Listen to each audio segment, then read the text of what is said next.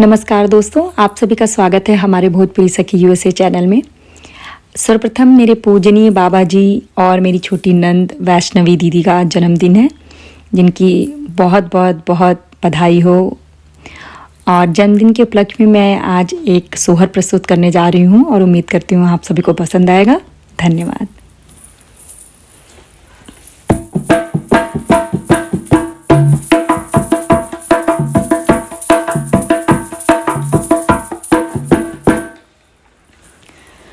कौसल्या के जन्मे ललनवा, वध में बाजे बजनवा हो। कौसल्या के जन्मे ललनवा, वध में बाजे बजनवा हो।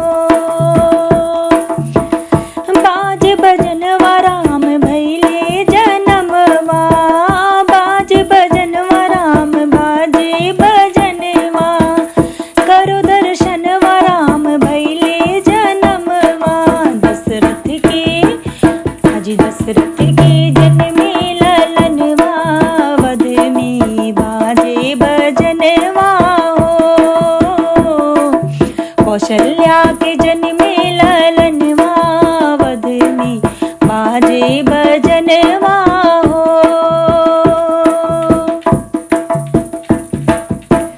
रानी कौशल्या जी पलना झुलावे, रानी कौशल्या जी पलना झुलावे।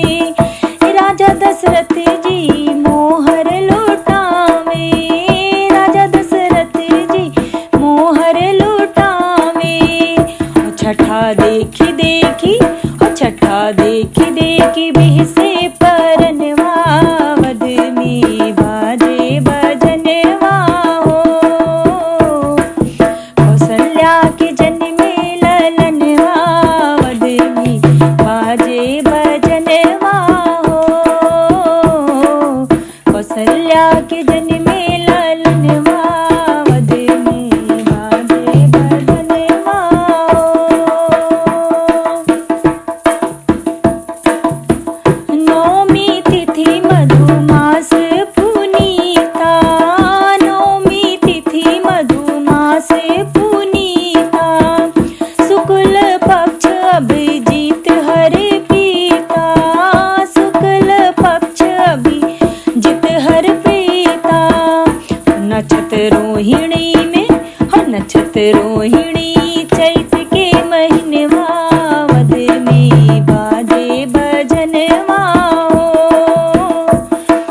कौसल्या के जन्मे ललनवा, वध में बाजे बजनवा हो।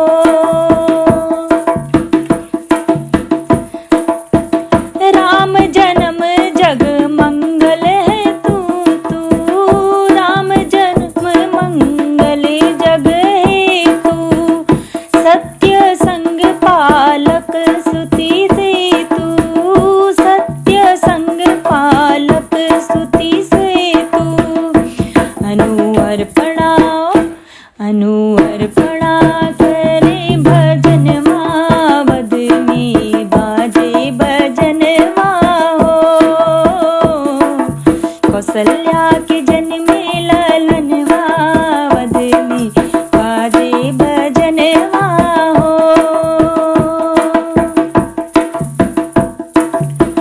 न्यौछावर श्री राम लला जी, न्यौछावर श्री राम लला जी।